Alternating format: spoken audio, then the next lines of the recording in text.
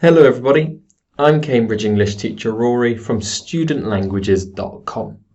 Nice to see you here again.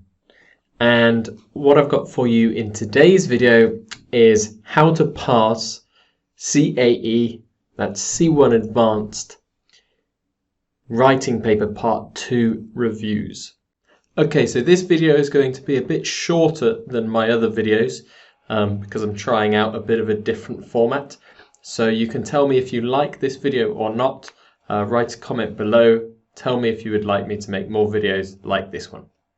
Okay, and don't forget to subscribe to my YouTube channel and give this video a like if you enjoy it, because that will help me, it will help my channel grow, and it will help students like you find my videos.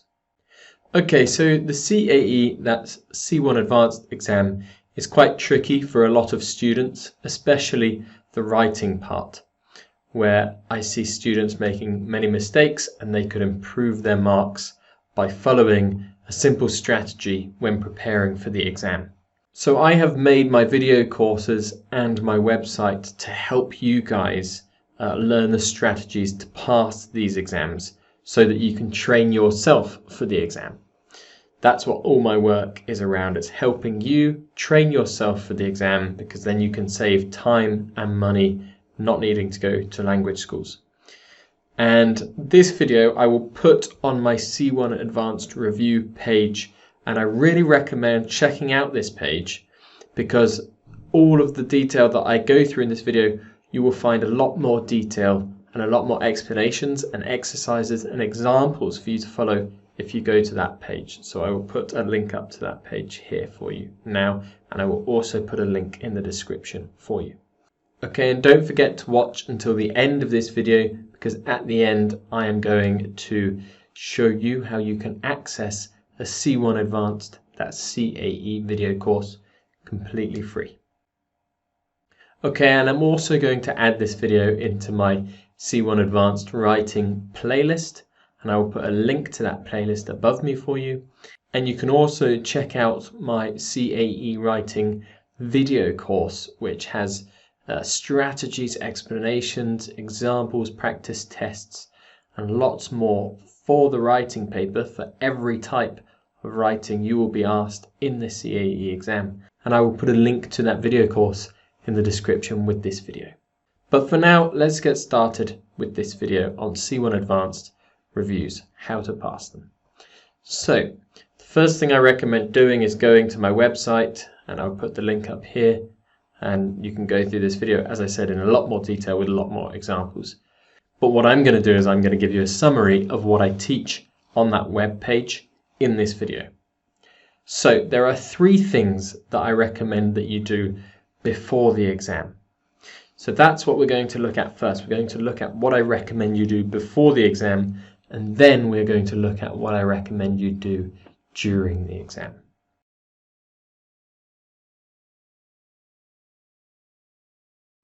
So before the exam, step number 1, and this is the same for all the writing parts, learn and understand the examiner's marking criteria. Now I have a video which teaches you this, which is also on my reviews webpage, but I'll put a link to that video above me because it's also on YouTube. If you want, you can watch it now.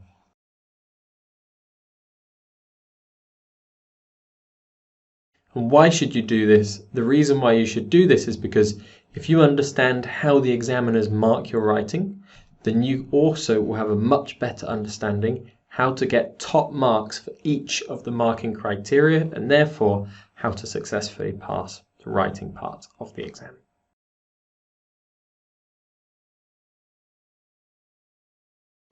Okay, the next thing you need to do is to understand what examiners are looking for specifically from a review. Now, there is detail for teachers like me on this in what's called the Handbook for Teachers. And this is a document that Cambridge have produced to help teachers help you. But what I've done is I've taken the important bits of information from this handbook and I've put them onto my C1 Advanced Reviews page for you guys to look at for yourself. Okay, and the advice that they give to you for writing a review is to use descriptive language. So for that, you're going to need to use a lot of adjectives and description. And actually, on the web page I've mentioned several times, I also have a section for review vocabulary for you on that web page. So use descriptive language, but what's really important is to also tailor your writing, your review, to the target reader. So identify who the target reader is, and then make sure you have that in your mind when you are writing your review.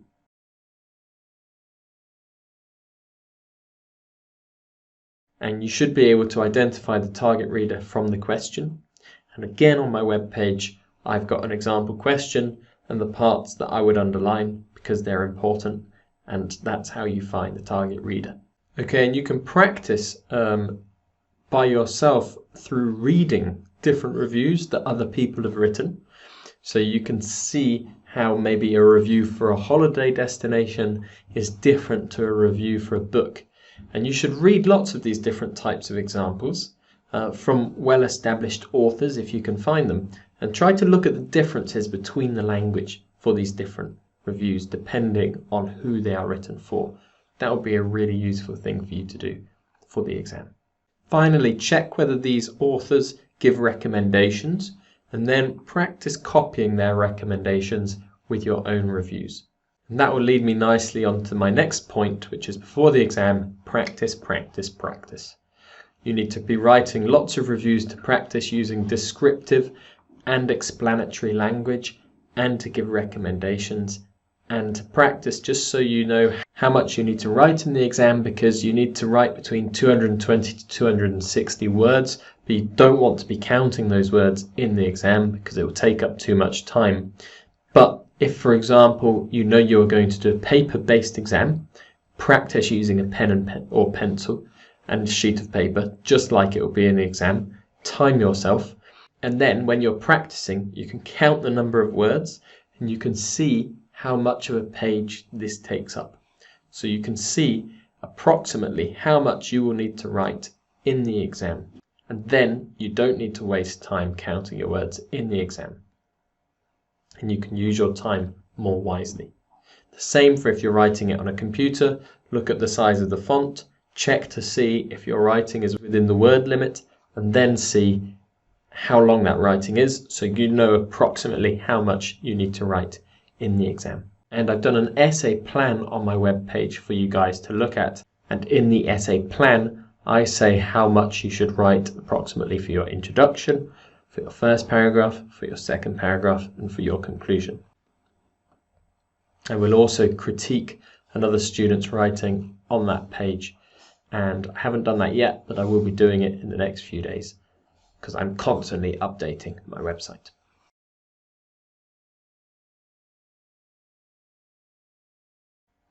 Okay, so those 3 steps will get you in a really good place for preparing yourself for the exam. Understand the marking criteria, know what examiners want from a review, and do lots of practice examples. And as I said, my website is a great place to start.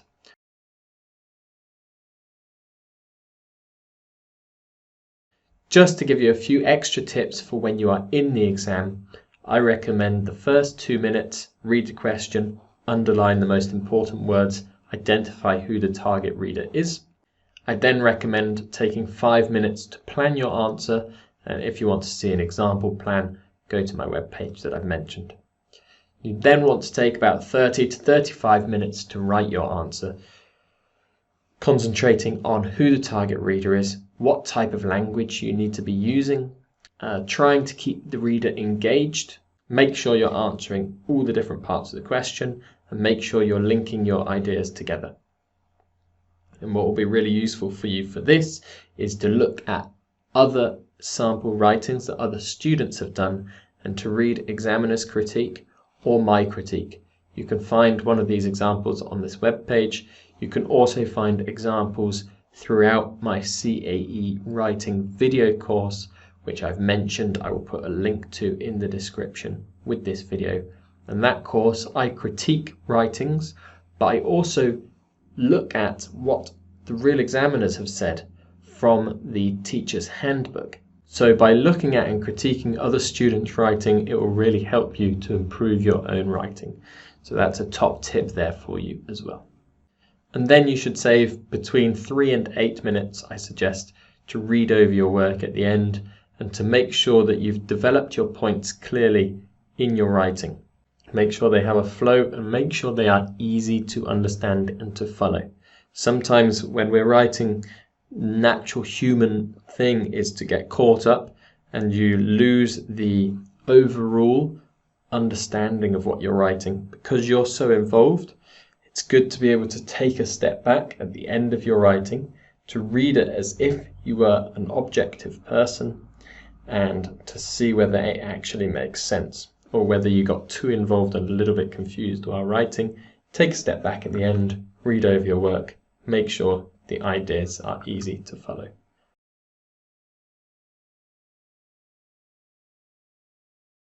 Okay, and that's all I'm going to tell you today for how to pass the C1 Advanced Review. But if you have any comments, I'd love to hear from you, so write a comment in the description below. I'm going to be making videos every week for the FCE or CAE exam, and so if you found this video useful and you want to help other students find my videos, please give the video a like and also subscribe to my YouTube channel. If you press the bell notification after you subscribe, you will also receive emails every time I make a new video, so that could be really helpful for you if you are preparing for an exam. So thank you very much for watching this video, guys. I'm going to put a video up here now for you, showing you how to access a free Cambridge exam video course. So I'll see you in a few days with my next video. I've been Cambridge English teacher Rory from studentlanguages.com. Bye bye.